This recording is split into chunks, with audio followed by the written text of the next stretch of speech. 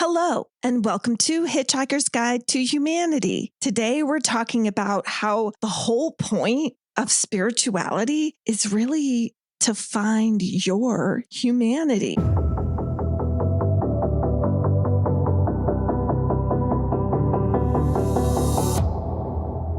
Okay, so the whole idea that we are here to discover something in the spiritual realm, it's not actually what it is.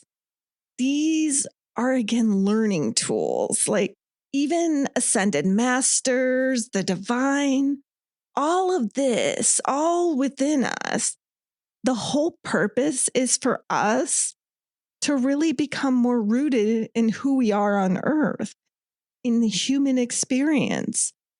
It's not meant to take us further up, I guess. It's supposed to be anchoring us into the earth. Because here's the thing. We already have everything as spiritual beings. We are already God, consciousness, divine, source of all things. It's within us all the time. So what don't we have when we come here to the physical realm? That's the key. What don't we have that we want to discover? We as human beings, what we don't have is rooted earth energy.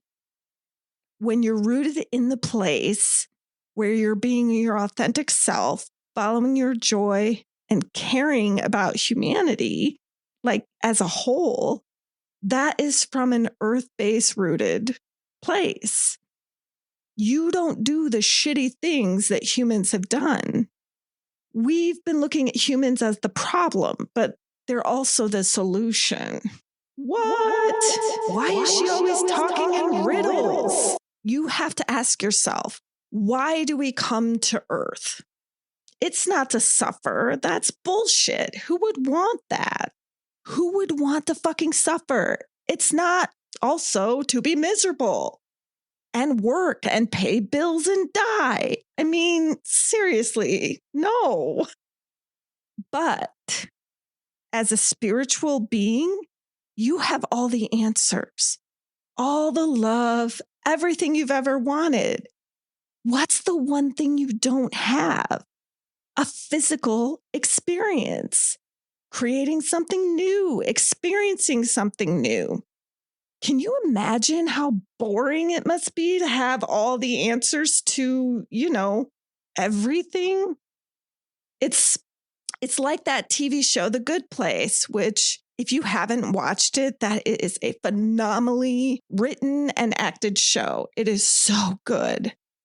Anywho, at the end of that show, spoiler alert, they get everything they wanted, all the answers.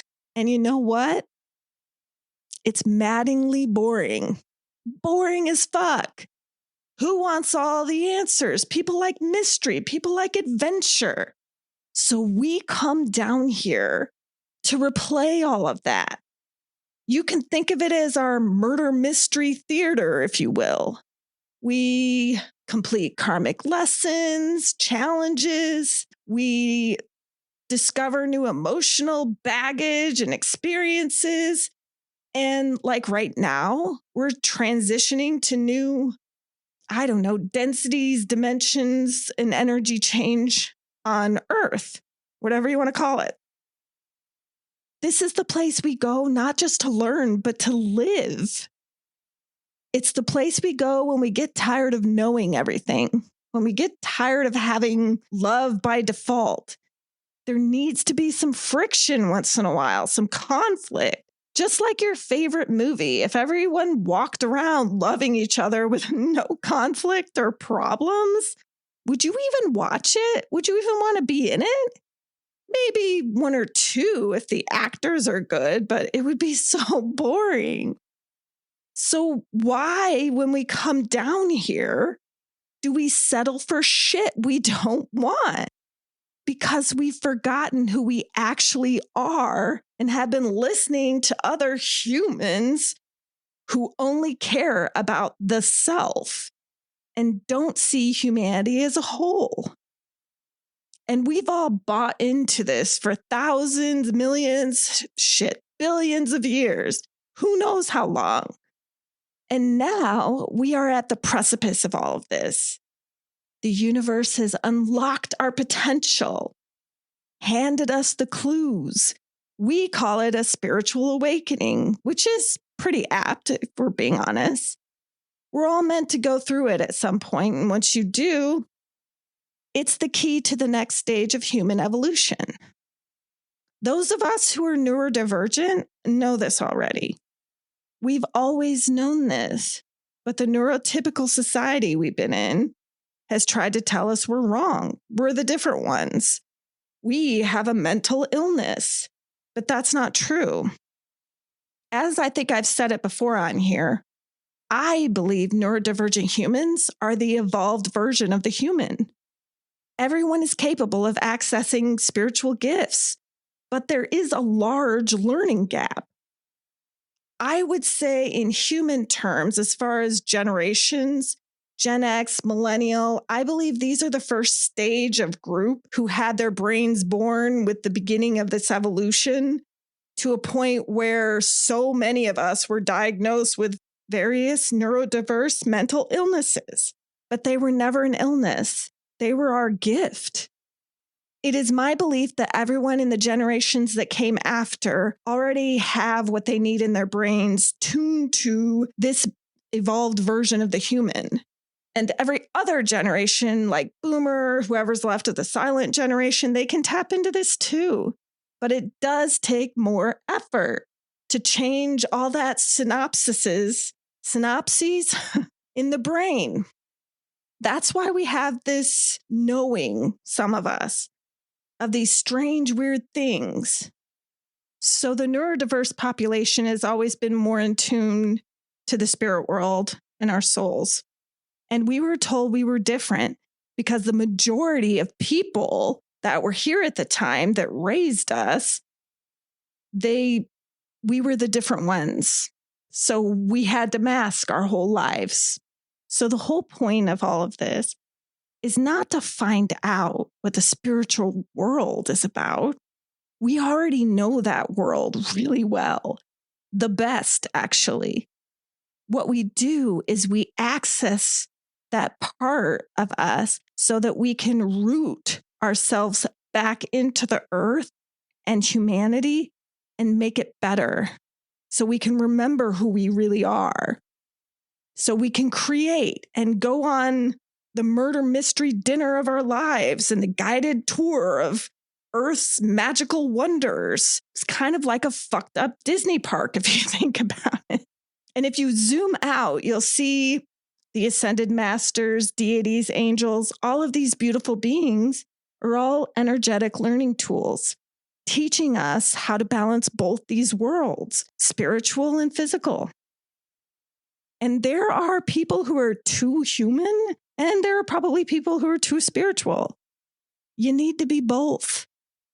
And what that will do, that beautiful balance of both, and it's not ego, by the way. Ego's different from being human. Human is something else, something I don't know the name for yet, maybe love. So humanity and spirituality together creates this beautiful anchor into this planet, into the physical realm, an anchor that will keep us grounded while keeping our souls intact and allowing us to live our joy and not put up with this bullshit that we've been living through. Now, just like cycles, this will probably repeat at some point. I mean, whatever we're going through next will have its own set of problems. Because remember, utopia is boring. Let's be honest. As long as humans are human and have brains and egos, but it will be a more open-minded society. It will be more rooted, more balanced.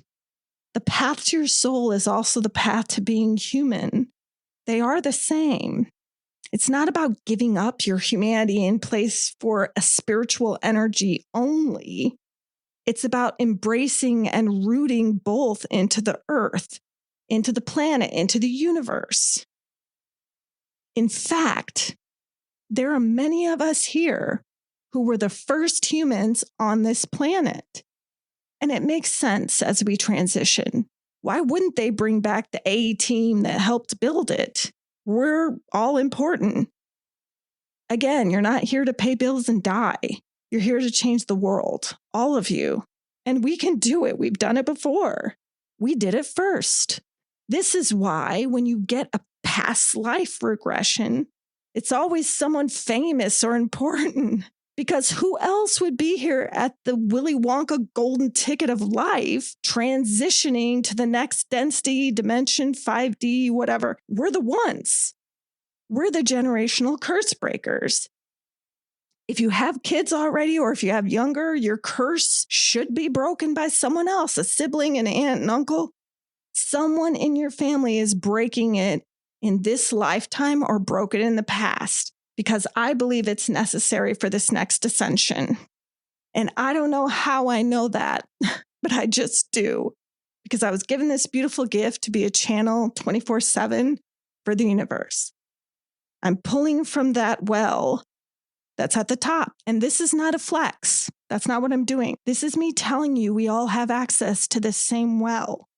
And you should access it, because we're here to help everyone ascend to this next stage. A lot of us are done with the angel numbers. We now know it's time to move from the mystery of spirituality to owning it and see it as truth, and owning our humanity and seeing that as truth and combining those things together, because they're both beautiful. It's not about disliking one or the other, or that one is better than the other. It just is. And your soul, whatever we call it, the essence of who we are, it's there all the time. When we pass on that very end, it's so brief. And we go on to something, well, where we know all the answers. And we come back here after our karma is cleared, lessons are learned, and we have some fun. But we haven't been having fun. We've been killing each other and hating each other and all that. I've been gone for 1,000 years because I obviously got tired of that shit. I mean, I don't know actually why I was gone, but I can imagine. So dip into that well. No one is more important than anyone else. If you believe that, it's your human brain telling you that it's not real. It's totally real. If you've been listening to this podcast, you've heard what I've gone through. Like, do you know the amount of energy it takes to start a microwave on your own with your own energy? Yeah, I asked ChatGPT. She was like, a human can't do that. And I was like, well, okay, I did though. It's time to accept this as reality in our real world, our earth world, that this is not woo-woo anymore. This is part of who we are. Start listening to those spiritual people around you. They're not insane. They just had access to their gifts first. They were aware of them first. They were either born with them or they received them through awareness and signs and awakening. Listen with curiosity. Listen with intention. Take what resonates with you. There is no agenda in spirituality. At least there shouldn't be. It is who we are and what we're made of. I don't need to have an agenda because I already know. If you listen to me, great. If you don't, fine. I'm the mouthpiece. I'm a messenger, one of probably many. I am not special. Your spirituality is there to make you a better human and not the other way around. Until next time, peace and love to you all.